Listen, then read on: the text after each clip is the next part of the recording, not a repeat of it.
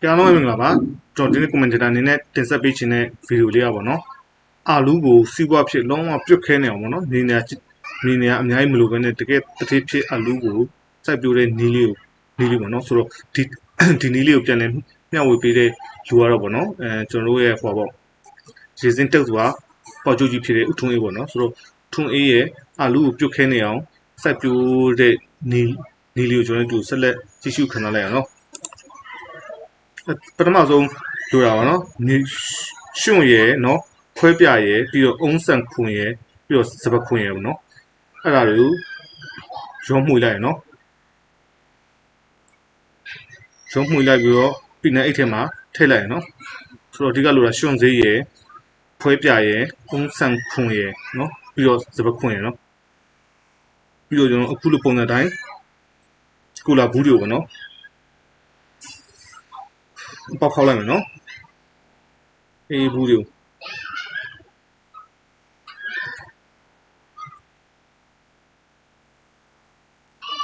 ပေါက်ခေါက်ပြီးတော့ခုနကတော့ဟိုထဲမှာစပခွန်တို့ခြံမှာမြုပ်လိုက်မယ်နော်ပြီးရင်သူ့အပေါ်ရန်လေးကိုနည်းနည်းလေးတော့ဖော်ရအောင်ပါနော်နောက်တစ်စင်းနေနဲ့အာလူးပေါ့နော်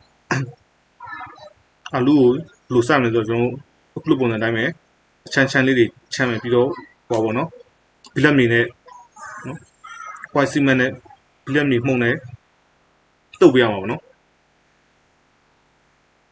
ဒီခုနကပြီးနေအိတ်ထဲမှာနှုတ်ထားလိုက်ရုံပဲနော်ပေါက်လေးတွေဖောက်ပြီးတော့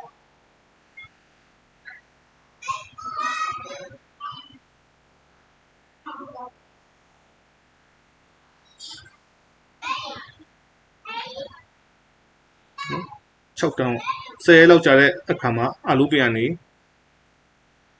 အညောင်လေးထွက်လာတာတွေးလိုက်မယ်နော်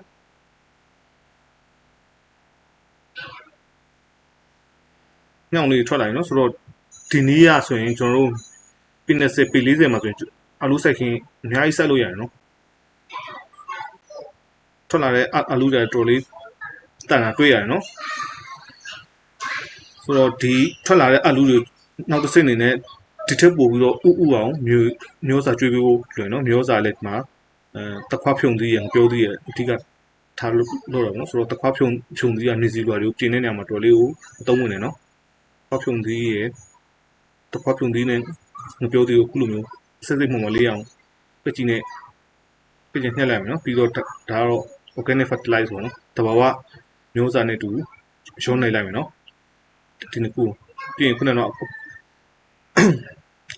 ကူလာဘူးရဲ့ပေါက်ကနေဖြည့်ပေးလိုက်မယ်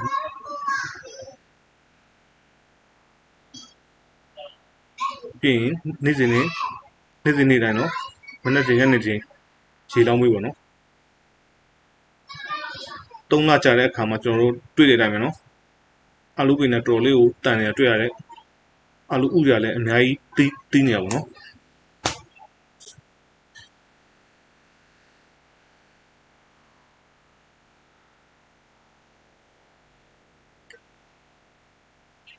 အာလူးပင်နေနော်တန်နေနော်ဒါတော့တကယ်ကိုစီးပွားဖြစ်အာလူးတထေးဖြစ်အာလူးစိုက်နည်းလေးပေါ့နော်ဟိုအစ္စရေးနိုင်ငံမှာ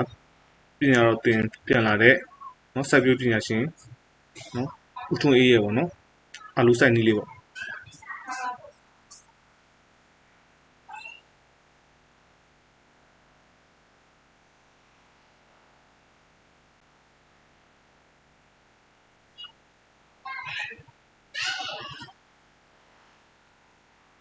အာလူးတစ်ပင်ဆိုရင်နော်ပြုတ်ခဲနေမယ်နော်အာလူးသီးတထုပ်ဆိုရင်အာလူးသီးတွေပြုတ်ခဲနေရမယ်နော်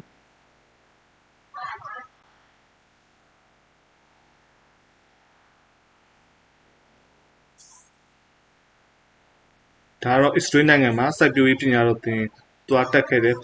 နော်ဥထုံးအေးရပေါ့နော်အာလူးတွေကိုစီးပွားဖြစ်နော်စိုက်နည်းလေးပါအဆုံးလေးကြည့်ပေးတဲ့အတွက်လည်းအားလုံးကျေးဇူးတင်ပါတယ်